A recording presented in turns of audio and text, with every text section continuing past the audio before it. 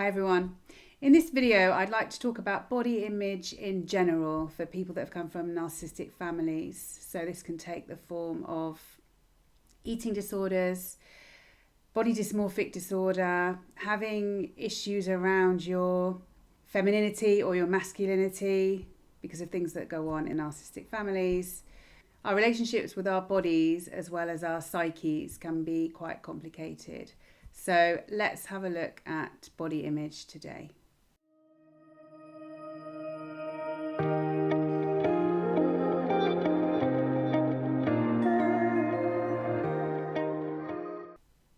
So let's go and have a look at an article on my website. My website is called childrenofnarcissists.org.uk, and this particular article is called Body Image and Binge Eating.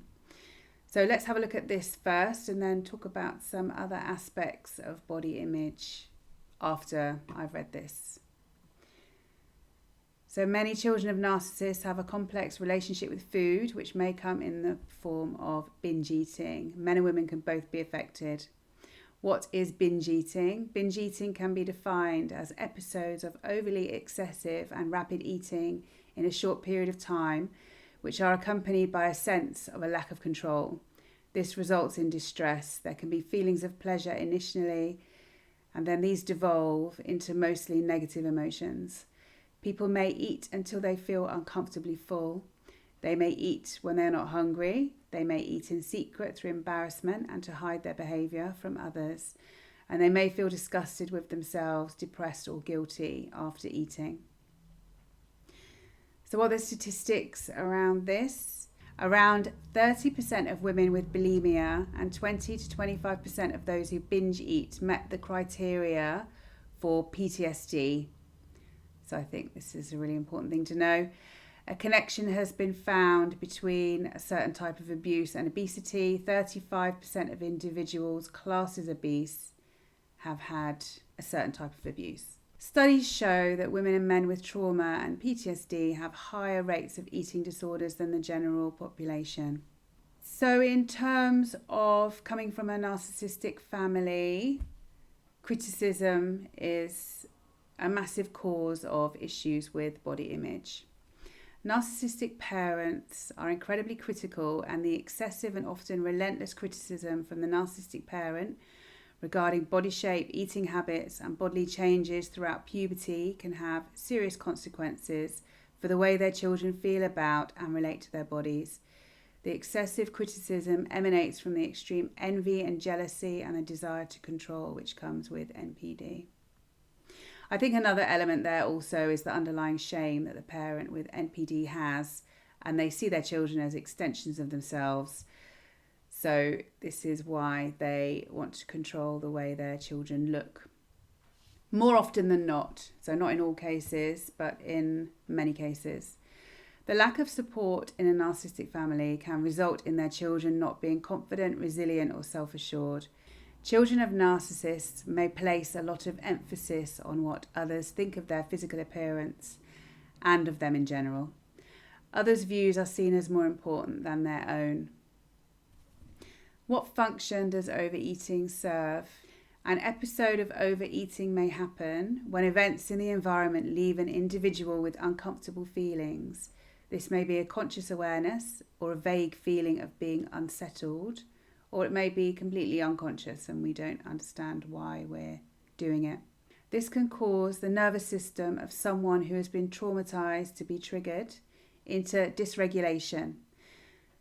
So this means they're feeling emotionally dysregulated or overwhelmed. They can be triggered into a defensive state of fight, flight, freeze, or submit, which is being hyper-aroused or hypo-aroused. They will then overeat to literally push down or to numb out the uncomfortable feelings.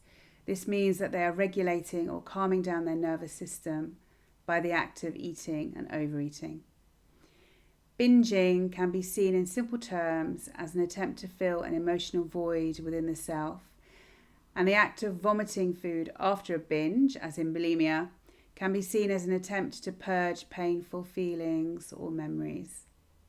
There may be elements of self-harming in binge eating, And there may also be a comfort in the feelings of self-hatred which can arise following a binge.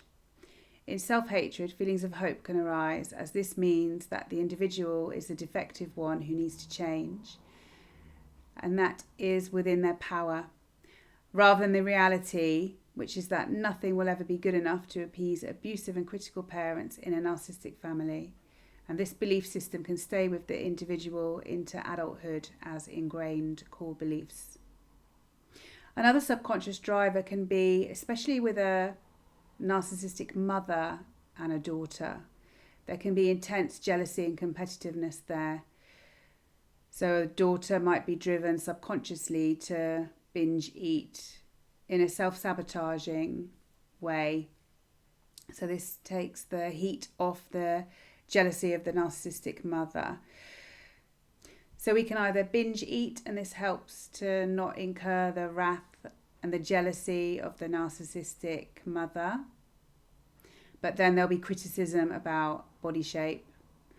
Or we can not binge eat and then have that fear of that criticism and the jealousy. So when you have two horrible places to be, it's perhaps choosing the one that's less terrible, because in a narcissistic family you can't win.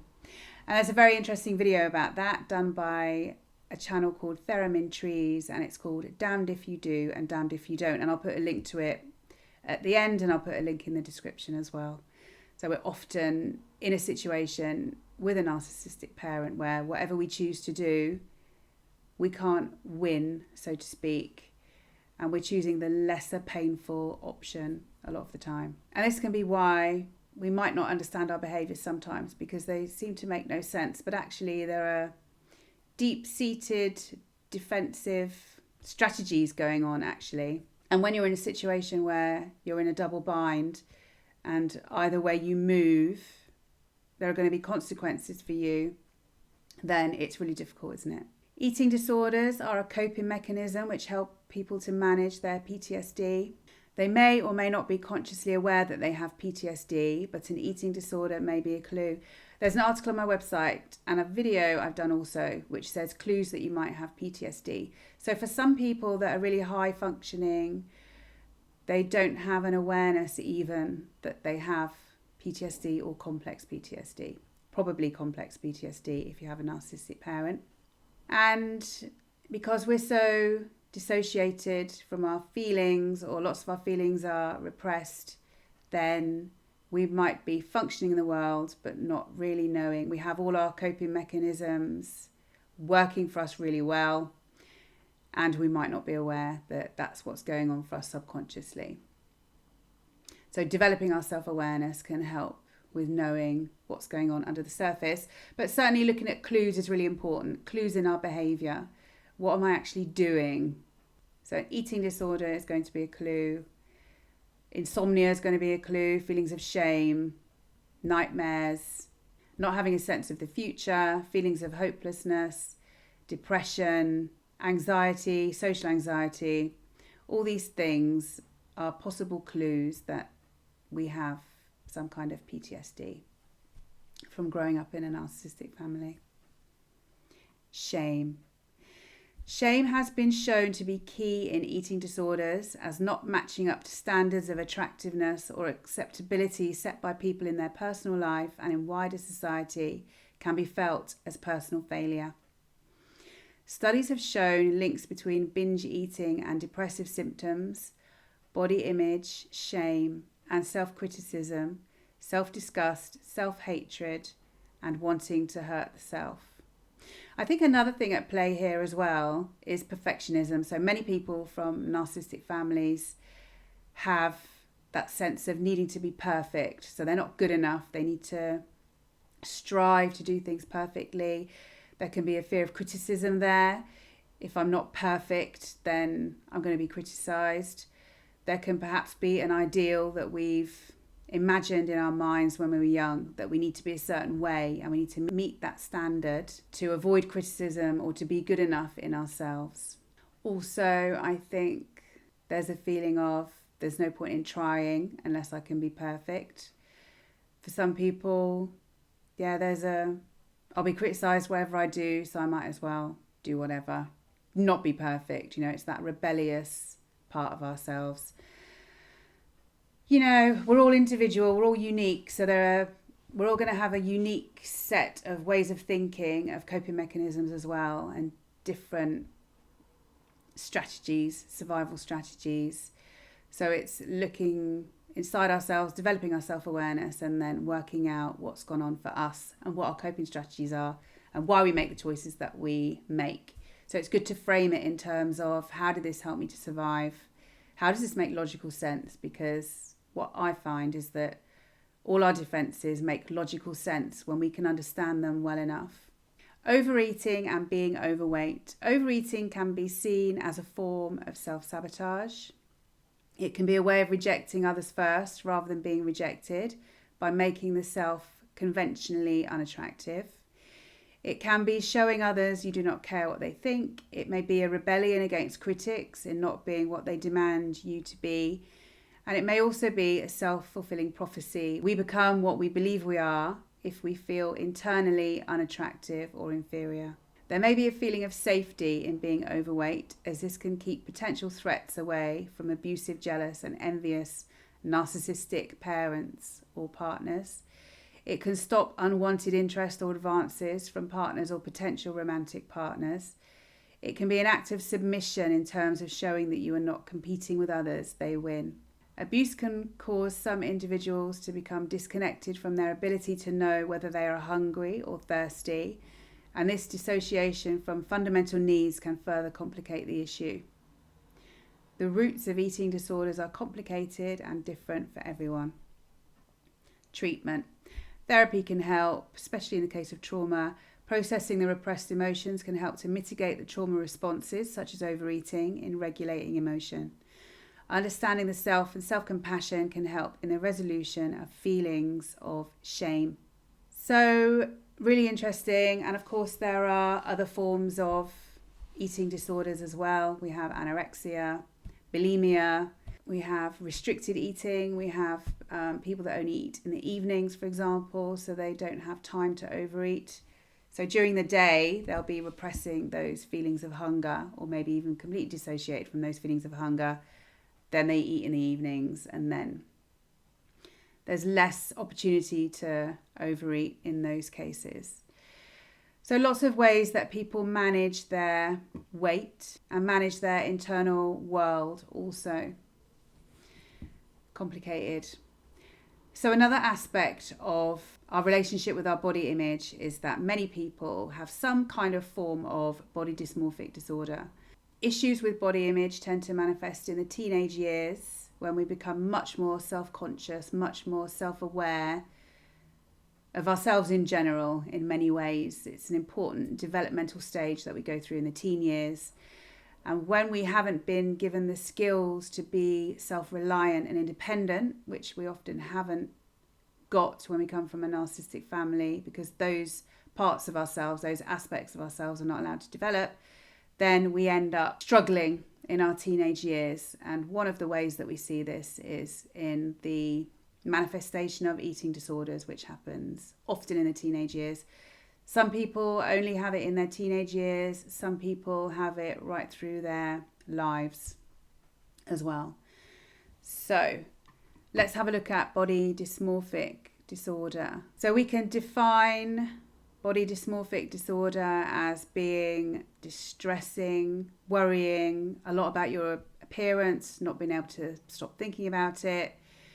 Research suggests that between 1 in 3 people out of every 100 suffer from it. It centres on the belief or the sense that there's something wrong with how you look. It's upsetting, it takes up a lot of your time and attention. So common difficulties are judging how you look against certain standards. So this is going to be idealised standards. Thinking a lot about the way you look, avoiding situations where people can see how you look. So perhaps avoiding large groups of people or unforgiving lighting. Try not to look at yourself. So some people have the mirrors in their house covered up, for example, or they don't have mirrors because they can't tolerate looking at themselves. So obsessive feelings about something being wrong with how you look.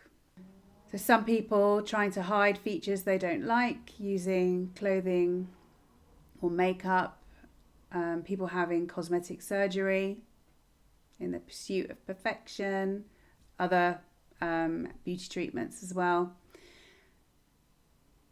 Some people check how they look in the mirror quite frequently, and then some people will see some aspect of themselves as incredibly flawed and imagine that everyone else can notice it as well and see them how they see themselves.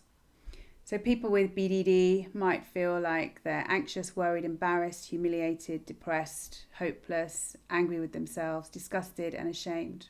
I think a couple of things could be happening here. So it can be internalizing that criticism from the narcissistic parent and thinking on some level that the things that they've said when they've criticized their child's appearance, your appearance, when you take those things to be true, then we absorb that and it becomes part of our identity. So there can perhaps be that happening. So we're actually, when that happens, we're seeing ourselves through the eyes of someone who's abusive.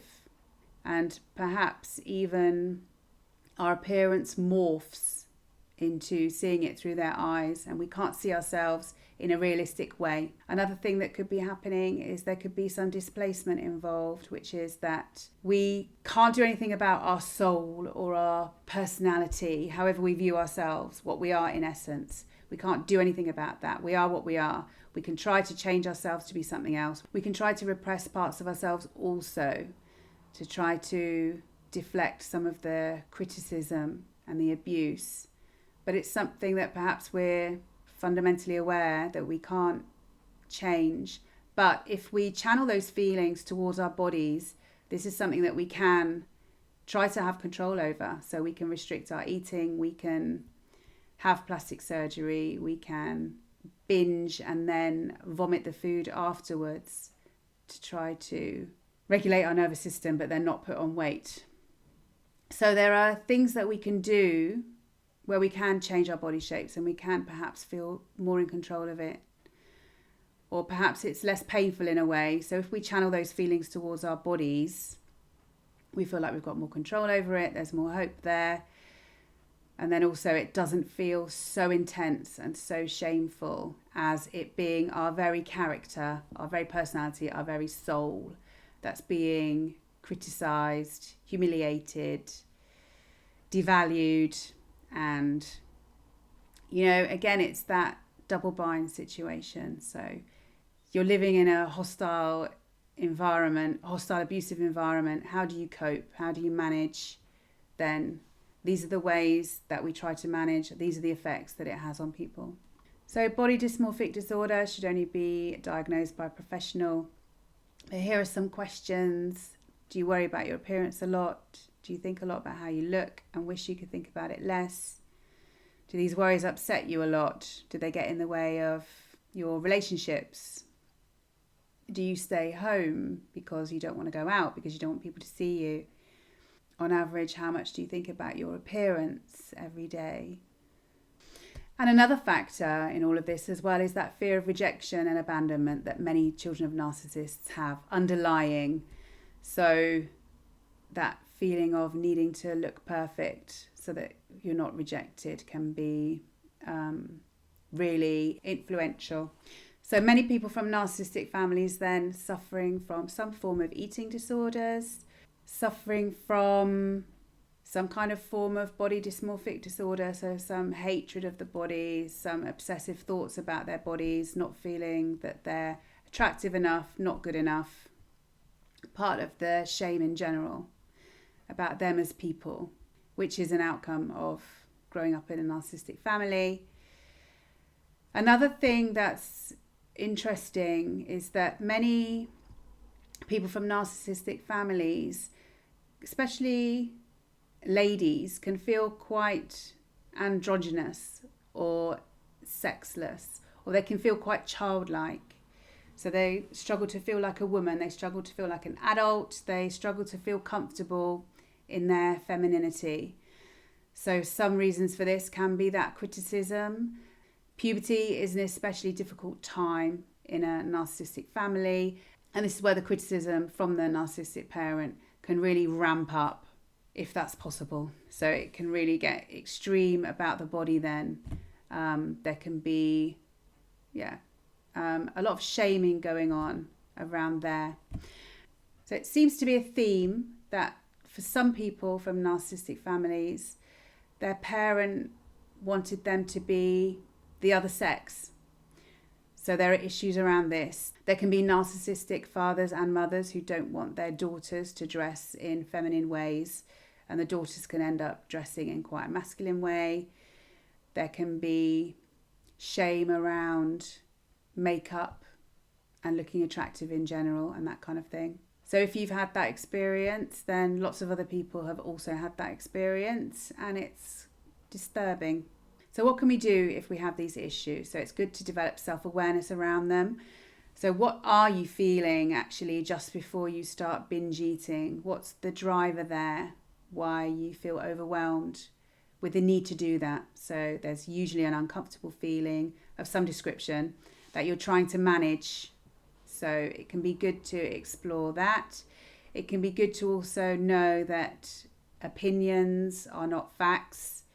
So it's picking apart our feelings. So I feel like I'm so unattractive. Is it a fact? Is it an opinion? And also, at the end of the day, is it really important? That would be the ideal place we can be. When we can get to a place of accepting ourselves, then we don't feel like it's so important what we look like. Our self-worth isn't wrapped up in it. So it can be good to dissect our thoughts. What's a feeling, what's an opinion, and what is a fact, actually? And then there are some CBT worksheets you might like to look up, which discuss looking at the evidence, so putting your thoughts on trial.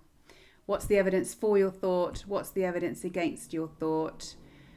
Why do you think you're having that thought? But what we can say, if there's an extreme hatred or intense dislike for anything about you in terms of your character or your body image, your physical appearance, then it's likely to be a triggered feeling. So it's a defense, and it's unlikely to be realistic. And it's working on coming to a place where you can accept yourself. So how do we do that? Self-awareness and understanding ourselves. Then we get to a place of self-acceptance. And then we have a more realistic view of ourselves. And we also don't care about these things so much because the trauma that we're carrying is better understood and it's more processed as we understand ourselves more. So that was body image and binge eating. I hope the information in that video was useful for you, and take care of yourselves. Bye.